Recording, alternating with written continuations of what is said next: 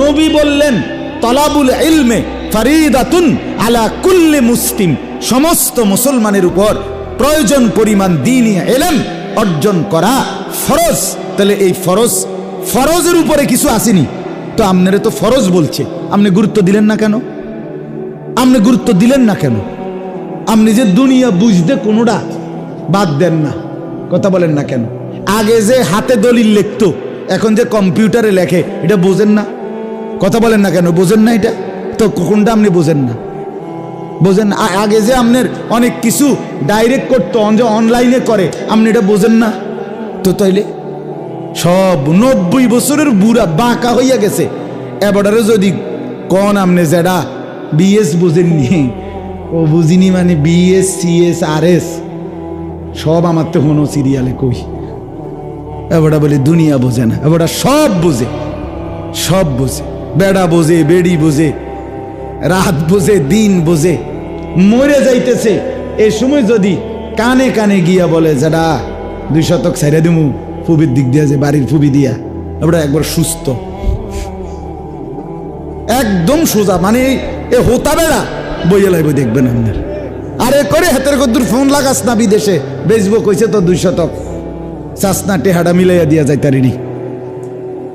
এবারে বলে বোঝে না, সব বোঝে, বোঝে না কি আবার সব বোঝে, শুধু আখেরাত বুঝতে চায় না, শুধু নিজের কবর বুঝতে চায় না, শুধু নিজের পরকাল বুঝতে চায় না, নয়তো দুনিয়া সব বোঝে, সব বোঝে, সব বোঝে, চালও বোঝে, ডালও বোঝে, টাইলসও বলে বোঝে, দুনিয়ার আধুনিকতা সব বোঝে মানুষ, সব বোঝে।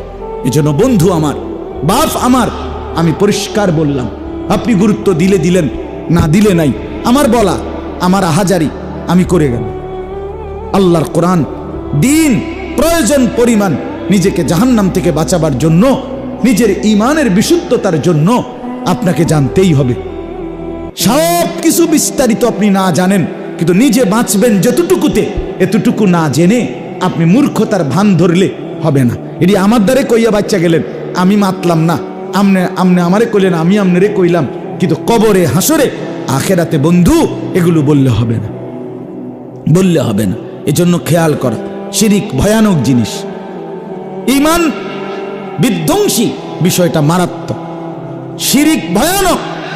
আরে মিয়া, কোরআনে আছে, আশ্চর্য কথা শুনবেন, কোরআনে আল্লাহ নবীকে বলছে, আমাদের নবীকে রাসূলকে বলছে, বন্ধু আপনি যদি লা তাজআল মাআল্লাহি ইলাহান আখার, ও নবী আপনি আমি আল্লাহর সাথে কাউকে ডাকবেন না, শিরিক করবেন না। নবী জীবনে শিরিক করতেই পারে না, নবীরা কোনো গুনাহ করে না, নবীদের কোনো অপরাধ নাই, নবী তো ঈমানের দাওয়াতেই দেয়, কথা বলেন না কেন? সেই নবীকে আল্লাহ বলছে আমার সাথে শিরিক করবেন না, আমার সাথে কাউকে ডাকবেন না। যদি ডাকেন, আপনি বন্ধুকে বলছি, আপনি রাসূলকে বলছি, আপনি আমার মাহবুব, কিন্তু শিরিক করলে ফাতুল কাফি জাহান্নামা মালুমাম মাদহুরা, কোরআনের আয়াত। আল্লাহ বলে বন্ধু আপনাকেও আমি লাঞ্ছিত করে, বেজ্জতি করে জাহান্নামে ছুঁড়ে মারব। রাসূলুল্লাহকে বলছে, এটা কোরআন, নবীকে বলছে মিয়া, রাসূলকে বলছে আপনাকে জাহান্নামে ছুঁড়ে মারব, শিরিক করবেন। আপনি কি তা? হ্যাঁ, মাতবুরি দেখান, বাদ দুগা খান দেখা নাকি তা? ভাত খায় বড়া, এই ভাত খাইতে আসছে বড়া, শেষ সুখী, 3 ফুট বিদেশ, বাহ বাহ। হ্যাঁ, আল্লাহর রহমতে আপনাকে দোয়াই হুজুর, তারা 3 জন বিদেশ, 4 গামাইয়া বিয়া দিছি, এখন ঘর করছি, 4টা রুম, বিত্তে বাথরুম, বিত্তে টাইলস, মাশাআল্লাহ, টাইলসে মতে কত বড় নিয়ামত। বাপদাদা 14 গোষ্ঠী মাড়িত মুতছে, এবাডার এবং এবাডার নায়নাত করে এখন টাইলসে মতে, জিন্দিগির সৌভাগ্য, কপাল, সান কপাল, হ্যাঁ সান কপাল।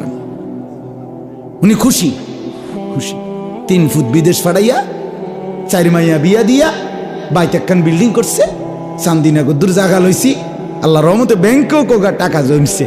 আর কিতা চাচা, আল্লাহর রহমতে আসি ভালো, আপনাকে দোয়ায়, আমরা দোয়ায় আমরা ভালো আছি। এখন কি করেন চাচা? এখন তো আল্লাহর রহমতে কোর্স শেষ, দুনিয়ায় যে জন্য আসছিলাম এটি তো ক্লিয়ার। উনি আসছিল 3 উফলা বিদেশ পাঠাইব দুনিয়ার, তো ফাটাইছে। সারিগা মাইয়া বিয়া দন লেগে আইছিল দুনিয়াত, এটাও বিয়া দিছে। এখন ঘর করব বিত্তে বাথরুম, তো এটাও করছে।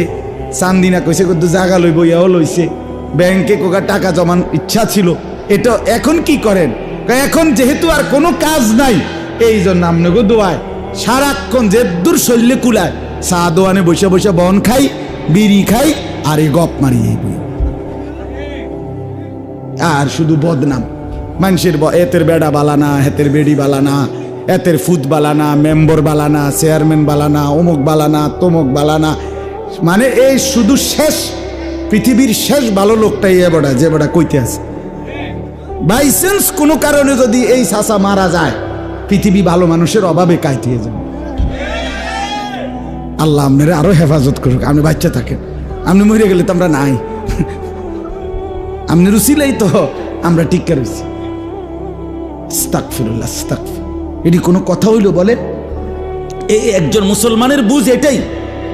এ দুনিয়া হিসাব মিলাইয়া সারলে, আহা, আমি তো নিয়মিত বলি বাপ, আফসুসের ব্যাপার, আফসুস, আফসুস। বুড়ো মানুষ বিছানায়, 80 বছরের বয়স্ক লোক, এই মানুষগুলো পর্যন্ত আফসুস করে, আহা শেষ বয়স, ইস্তেত পড়ে গেলাম।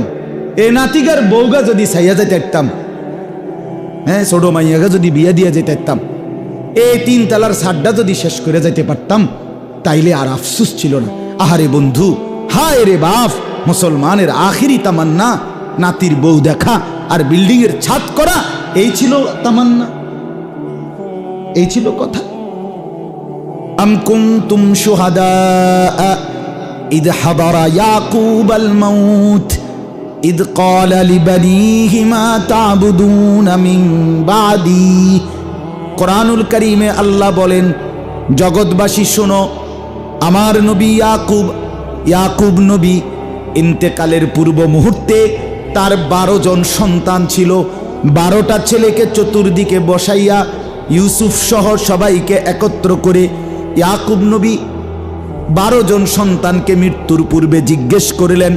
কসম আল্লাহর সূরা বাকারাতে আছে, আল্লাহর নবী ইয়াকুব বললেন, মা তা'বুদুনা মিন বাদি, ছেলেরা রে আমার, আমি দুনিয়া থেকে চলে যাচ্ছি, যাওয়ার মুহূর্তে শুনতে চাই, আমার বাবারা, আমার সন্তানরা, তোমরা আমার মৃত্যুর পরে কার ইবাদত করবে? এটা জিজ্ঞেস করছেন। ক্বালু না'বুদু ইলাহাকা ওয়া ইলাহা আবাইকা ইব্রাহিম ওয়া ইসমাঈল। 12 ছেলে বলল, বাপ আপনি নিশ্চিন্ত থাকেন, আপনার মৃত্যুর পরেও আমরা আপনার যিনি মাবুদ, আপনার যিনি ইলাহ, আপনার পূর্বপুরুষ ইব্রাহিম এবং ইসমাঈলেরও যিনি মাবুদ, সেই আল্লাহর গোলামি করে যাব। ইব্রাহিম আলাইহিস সালাম, ইয়াকুব নবী বললেন, বাপ তাহলে আমি নিশ্চিন্ত হলাম, আমি এবার যাচ্ছি। এই হলো বাবার স্বপ্ন। হযরত ইব্রাহিম আলাইহিস সালাম, ইসমাঈল এবং হাজেরা, এই স্ত্রী এবং ছেলে, কোলের বাচ্চা। আপনারা সবাই জানেন, আল্লাহর হুকুমে কাবা ঘরের কাছে মরুভূমিতে, গাছ নাই, পানি নাই, বৃক্ষ নাই, তরুলতা নাই, কোনো জনমানুষ ছিল না, এরকম দুধু মরুভূমিতে শুধু একাকী স্ত্রী আর কোলের বাচ্চাকে রেখে আসছিলেন কিনা? কথা বলেন না।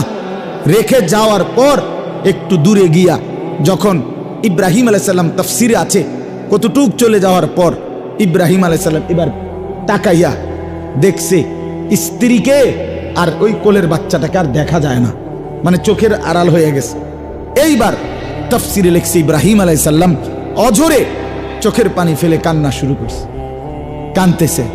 এক ছোট্ট মাসুম বাচ্চা, 84 বছর কান্নার পরে উনি এই একটা ছেলেই পাইছিলেন, 84 বছর বয়সে। কি পরিমাণ মায়া, কি পরিমাণ মায়া।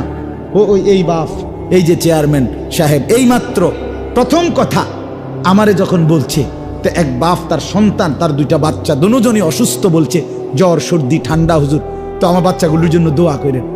এক বাবার কলিজার সবচেয়ে বেশি অংশ জুড়ে তার বাচ্চারা, তার সন্তানরা, ঠিক কিনা বলেন না কেন? ঠিক প্রত্যেকেই। কত মানুষ অহরহ নিজের কথা কিছুই বলে না, বলে ছেলেটার লাইগা, মেয়েটার লাইগা, নাতিটার লাইগা দোয়া চাই কিনা বলেন।